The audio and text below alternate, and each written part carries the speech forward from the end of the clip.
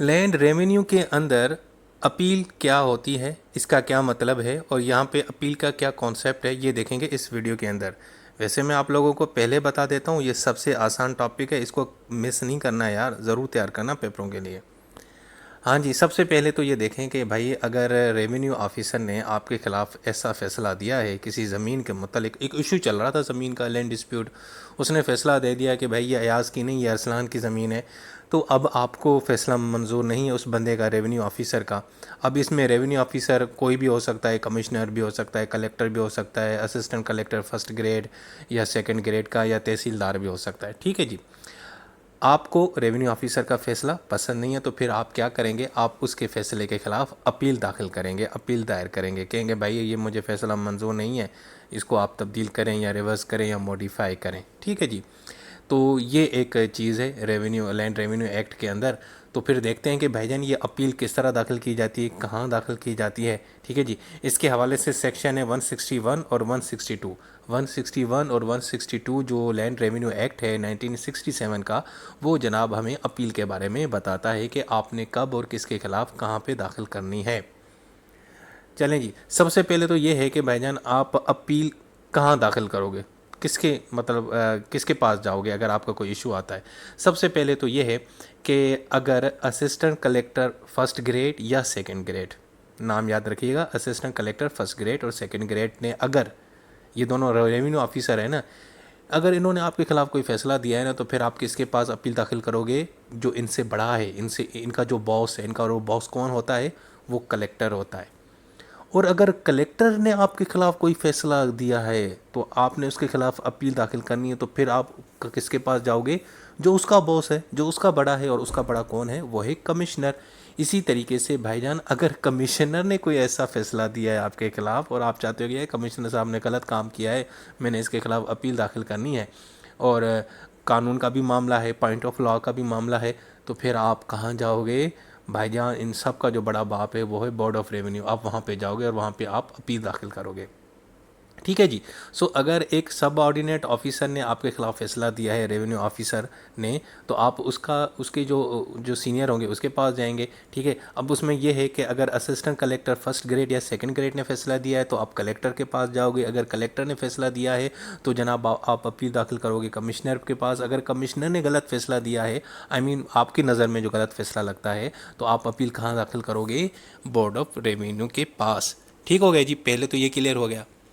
अच्छा जी। अब इसके अंदर यार दो लिमिटेशंस हैं, ये आपने हमेशा जहन में रखनी है। वो लिमिटेशन ये है कि सबसे पहले तो ये है कि आपने फ़र्स्ट अपील दाखिल की, और आपने जब अपील दाखिल की एक फ़ैसले के ख़िलाफ़, और उस अपील में वो जो फ़ैसला है ना जिसके ख़िलाफ़ आपने अपील दाखिल की है, वो कंफर्म हो जाता है। जनाब वो कहते हैं कि नहीं नहीं ये फ़ैसला सही है, आपकी अपील हम रिजेक्ट करते हैं, तो भाई उसके बाद फिर आप अपील दाखिल नहीं कर सकते। ये जहन में रख लें, आपके पास कोई ऑप्शन नहीं है। हाँ जी, बात ही ख़त्म हो जाएगी, ख़त्म, बाय बाय टाटा। ठीक है जी। Confirmation of original order on first appeal. अगर पहली अपील के ऊपर जो भी फैसला आया था आपके अगेंस्ट वो मंजूर हो जाता है। आप मतलब जो भी फैसला आया था, जो भी ऑफिसर ने दिया, मिसाल के तौर पर असिस्टेंट कलेक्टर ने फैसला दिया एक, आपने उसके खिलाफ अपील दाखिल की कलेक्टर के पास, कलेक्टर ने कहा कि नहीं यार वो असिस्टेंट कलेक्टर का फैसला बिल्कुल सही है, जो फर्स्ट ऑर्डर है वो बिल्कुल सही है, तो उसके बाद फिर आप अपील कहीं पे भी दाखिल नहीं करेंगे। नंबर वन पहली लिमिटेशन। दूसरी लिमिटेशन सुन लें, अगर आप कलेक्टर के पास जाते हैं, अपील दाखिल करते हैं, और कलेक्टर क्या करता है, उस अपील को ना मतलब उस फैसले को थोड़ा मॉडिफाई करता है, थोड़ा या रिवर्स करता है, दो, या मॉडिफाई करना होता है, थोड़ा तब्दील करना होता है, या रिवर्स करता है, वापस करता है, तो उसके बाद अगर आप चाहते हैं कि नहीं यार अभी भी मैं मुतमिन नहीं हूँ, तो फिर आप किसके पास जाएंगे, फिर आप कमिश्नर के पास जाएंगे। लेकिन फिर जो कमिश्नर का फैसला होगा ना भाई, वो फिर फाइनल होगा, उसके बाद फिर आपके लिए सारे रास्ते बंद हो जाएंगे ना। यानी इसमें यह है कि इफ़ द कलेक्टर मॉडिफाइज और reverse the initial order during the appeal process, आपने कलेक्टर के पास अपील दाखिल की, कलेक्टर ने उस फैसले को थोड़ा रिवर्स किया या मॉडिफाई किया, तो उसके बाद भी अगर आप समझते हैं कि नहीं यार मैं अभी भी मुतमिन नहीं हूँ, मुझे सेटिस्फिकेशन नहीं हो रही, तो फिर आप कमिश्नर के पास जाते हैं। तो भाई जब कमिश्नर के पास आपने अपील दाखिल की, तो फिर कमिश्नर ने जो भी फैसला करना है ना वो फाइनल होगा। हाँ जी, उसके बाद फिर आपकी बात नहीं सुनी जाएगी। ओके जी, ये दो लिमिटेशंस भी याद रखना। अब देखते हैं भाई टाइम लिमिट, या टाइम लिमिट होता है भाई अपील दाखिल करने का।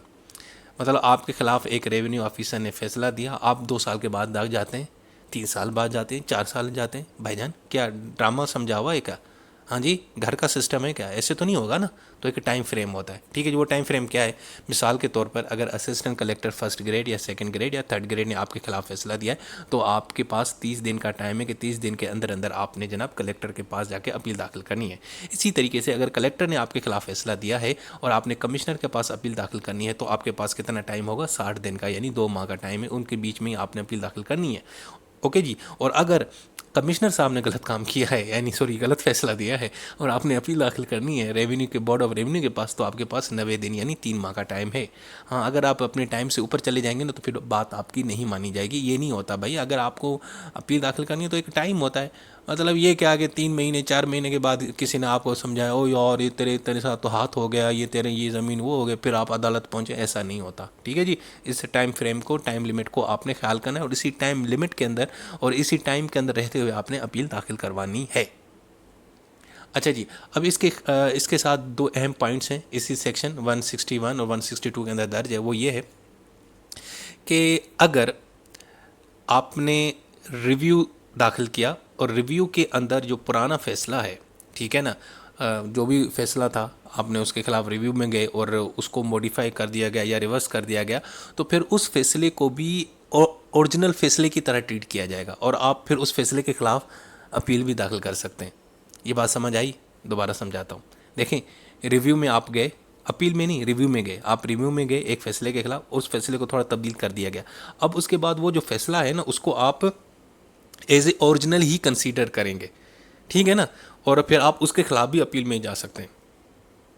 उसके बाद जो दूसरा अहम पॉइंट है, यार जब हम अपील दाखिल करते हैं ना, तो ज़ाहिर बात है आपने जब अपील दाखिल करनी होती है तो किसी के ख़िलाफ़ करनी होती है, तो जितनी भी मुतलका पार्टीज़ होती हैं उस फैसले से जुड़ी हुई ना, आपने सबको नोटिस भेजना होता है ताकि वो सब वहाँ पे पहुँचें और अपने आर्गूमेंट्स दें, ठीक है ना, अपने अपनी अपनी साइड की स्टोरी बताएं, अपने मामलात बताएं। ऐसे नहीं होगा कि जनाब किसी को बुलाया नहीं और आपने अपील पे फ़ैसला दे के जनाब एक बंदे की साइड पे फ़ैसला कर दिया। ऐसे नहीं होता, ठीक है जनाब। ये जनाब फेयर ट्रायल और रूल ऑफ लॉ और नेचुरल जस्टिस के बिल्कुल ख़िलाफ़ है, ठीक है जी। सो अगर आप अपील में जो है ना किसी ऑर्डर को तब्दील कर रहे हैं, कंफर्म कर रहे हैं या रिवर्स कर रहे हैं, तो भाईजान जितनी भी मुतासर पार्टीज़ होंगी सबको आपने नोटिस भेजना होगा ताकि सबको जनाब पता चले कि भाईजान ये फ़ैसला हुआ है। उससे ये होता है कि कंसर्न पार्टीज़ को एक मौका मिल जाता है कि वो अपने आर्गूमेंट पेश करें और पर्सपेक्टिव पेश करें अपील्ड आर्डर के ख़िलाफ़, ठीक है जी। सो दोस्तों, ये था हमारा टॉपिक। देखो कितना आसान था, है ना,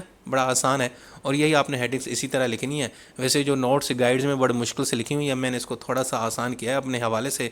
उम्मीद है आप लोगों को पसंद आया होगा। वैसे आप लोग मुतमिन बहुत कम ही होते हैं, लेकिन चलें कोई नहीं, अल्लाह खैर करेगा। दुआ में याद। अल्लाह हाफ़िज़।